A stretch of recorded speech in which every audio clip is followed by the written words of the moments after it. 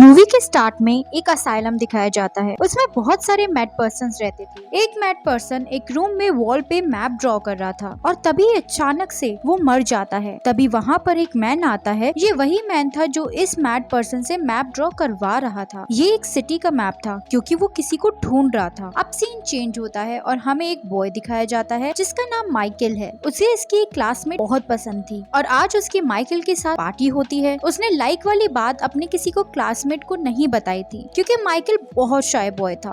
वो चुपके से उसकी फोटोज और वीडियोस लेता था और बाद में देखता था। फिर क्लास में एक लेडी पुलिस ऑफिसर आती है और वो स्टूडेंट से कहती है कि आप सब जानते हैं कि काफी डेज से आपका एक क्लासमेट मिसिंग है और वो मिल नहीं रहा है। ऑफिसर माइकल की मॉम होती है। माइकल क्लास में ही होता है और उसका नोज ब्लीड होना स्टार्ट हो जाता है। वो इमीडिएटली वॉशरूम चला जाता है। उसके क्लासमेट उसे बहुत परेशान करते थे। वो सब उसे वॉशरूम में भी परेशान करने आ जाते हैं। वो लोग ऐसा इसलिए करते क्योंकि माइकल बहुत इनोसेंट था और किसी से अच्छे से कम्युनिकेट भी नहीं कर पाता था। वो खुद को डिफेंड भी नहीं कर पाता था, इसलिए वो इन सब से बहुत परेशान हो चुका था और मन में सोचने लगता है कि काश कोई ऐसा डे जब मैं इन सबको लेसन सिखा पाऊं, पर उसमें ये सब करने की स्ट्रेंथ ही नहीं थी। पर माइकल आज रात के लिए बहुत हैप्पी था क्योंकि आज उस क्लासमेट के घर पार्टी थी। अब वो कॉस्ट्यूम शॉप में जाता है। तभी एक बच्चा उसे कहता है, मैं तुम्हें एक सुपर हीरो कॉस्ट्यूम देता हूँ। माइकल पूछता है, क्या मैं उसमें अच्छा लगूंगा? बच्चा बोलता है, अच्छे भी लगोगे और तुम्हें पावर्स भी आ जाएगी। माइकल उसकी बातों को मजाक समझता है पर अपने साथ वो वाली कॉस्ट्यूम भी लेके आ गया था। पर वो सोफा पे अपसेट होके बैठा था। तभी उसकी मॉम उससे पूछती है कि वो अपसेट क्यों है। तो माइकल कहता है कि मॉम, मैं कॉस्ट्यूम तो लेके आ चुका हूँ पर पार्टी में बच्चों ने बहुत अच्छी अच्छी कॉस्ट्यूम्स पहनी होगी। तभी उसकी मॉम उससे कहती है, तुम जैसे हो वैसे ही बन के रहना, कभी भी किसी और की क्वालिटीज अडेप्ट मत करना, वरना जो तुम्हारी क्वालिटीज है वो दब के रह जाएंगी। माइकल के डैड मर चुके थे, इसलिए उसकी मॉम उसे और भी ज्यादा प्यार करती थी, पर माइकल फिर भी उन्हें मिस करता था। माइकल कहता है, अगर मेरे डैड होते तो जो भी बच्चे मुझे टॉर्चर करते हैं डैड उन्हें नहीं छोड़ते। अब रात हो चुकी थी। माइकल रेडी होके पार्टी में जाता है। सब बच्चे उसे तंग करते हैं कि हम जानते हैं कि तुम्हारे फोन में उस गर्ल की फोटोज और वीडियोस हैं, और तभी वो सब उस गर्ल की फोटोज और वीडियोस जला देते हैं, जिसे देखकर उस गर्ल को बहुत गुस्सा आता है। वो माइकल पे गुस्सा करती है तो माइकल अपने आप को वॉशरूम में बंद कर देता है। बाहर सब बच्चे उससे पूछते हैं, क्या हुआ, तुम एक गर्ल से डर गए? माइकल इनके सामने नहीं जाना चाहता था क्योंकि सब बच्चे बहुत बदतमीज थे। वो मिरर में खुद से बात करता है। वो मिरर में कहता है कि उस बच्चे ने बोला था इस कॉस्ट्यूम में पावर है, तो कॉस्ट्यूम क्या मुझे तुम गायब कर सकती हो? लाइट्स ऑफ हो जाती हैं और जब लाइट्स वापस आती है तो माइकल इनविजिबल बन जाता है। अब माइकल का रूटीन बताया जाता है। वो मॉर्निंग में उठता है और जब ब्रश करता है तब वो सच में इनविजिबल हो चुका था। माइकल खुश हो जाता है और कहता है, मुझे हेल्प मिल गई है, अब मैं कभी भी किसी भी क्लासमेट से रिवेंज ले सकता हूँ। माइकल स्कूल जा रहा होता है। दूर एक मैन खड़ा था जिसने ब्लैक सनग्लासेस लगा रखे थे। माइकल उसे देख लेता है। अब वो स्कूल के अंदर चला जाता है और इनविजिबिलिटी का एडवांटेज लेता है। माइकल टीचर पे मस्टर्ड इंक फेंक देता है। टीचर को लगता है ये वहां बैठे किसी स्टूडेंट ने किया है, तो टीचर स्टूडेंट को क्लास से बाहर निकाल देती है। माइकल बाकी स्टूडेंट से भी रिवेंज लेता है।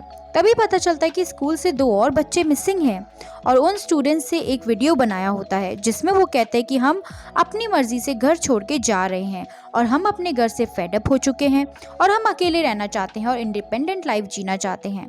अब स्कूल में साइकेट्रिस्ट आता है और वो स्टूडेंट्स को समझाता है कि अभी आप सब बहुत छोटे हैं और पेरेंट्स की नीड सबको होती है। पेरेंट्स हमेशा आपका अच्छा सोचते हैं और किसी और का बच्चा कुछ भी करे उन्हें इससे क्या फर्क पड़ेगा। माइकल विजिबल होने लगता है और क्लास से भाग जाता है। सबको लगता है कि उसे साइकेट्रिस्ट की बात अच्छी नहीं लगी, इसलिए वो चला गया। माइकल की सिस्टर जब उसे देखती है तो उसे सुपर हीरो कहने लगती है क्योंकि माइकल के क्लोथ्स तो दिख रहे थे पर वो नहीं दिख रहा था। माइकल अपनी बहन को चुप रहने के लिए कहता है और उसे बताता है ये सब उस कॉस्ट्यूम पहनने के बाद से हो रहा है। उस कॉस्ट्यूम में जरूर कोई पावर है। माइकल की मॉम किसी से कॉल पे बात कर रही होती है। माइकल इनविजिबल होता है, इसलिए वो अंदर जाकर अपनी मॉम की बातें सुनता है। बातों से पता चलता है कि माइकल उनका रियल सन नहीं है, वो अडॉप्टेड है। ये सुन के उसे बहुत हर्ट होता है और वो वहाँ से चला जाता है। उसकी मॉम को फील होता है कि उनके पास से कोई गुजरा है, पर उन्हें नहीं पता था कि माइकल इनविजिबल हो गया है। एक दिन माइकल एक स्विंग पे बैठा होता है, तभी एक गर्ल को वो मूविंग स्विंग दिखता है, तो वो उसके पास जाकर उसे बातें करने लगती है। माइकल भी बातें करता है पर उसे दिखता नहीं है। जल्दी दोनों फ्रेंड्स बन जाते हैं। माइकल सोचता है कि वो अपनी न्यू फ्रेंड को अपनी इनविजिबिलिटी के बारे में बता देगा। वो जैसे ही बताने जाता है कोई उस गर्ल को किडनैप कर लेता है। माइकल उसे बचाने की कोशिश करता है पर बच बचा नहीं पाता। अब उस गर्ल की आंख खुलती है और वो देखती है कि कुछ लोग उसकी बॉडी और उसके माउथ को टेस्ट कर रहे हैं ताकि उन्हें इनविजिबल बच्चे के बारे में पता चले, क्योंकि इन लोगों को इनविजिबल बच्चे का जेंडर नहीं पता होता।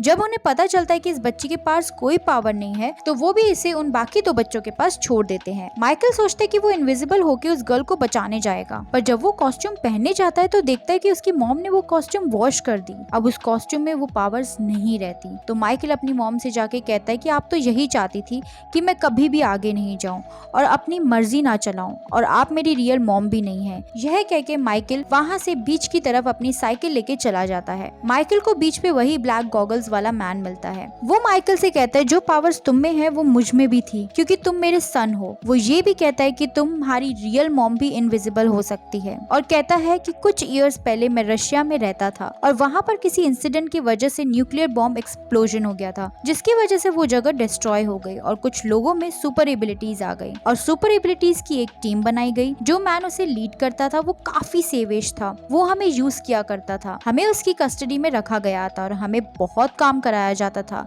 तभी मुझे एक गर्ल पसंद आई और वो गर्ल तुम्हारी मॉम है। फिर जब तुम बॉर्न हुए तो हमने डिसाइड किया कि हम तुम्हें इस लीडर के अंडर नहीं रखेंगे, तो हम तुम्हें वहाँ से लेकर भाग गए।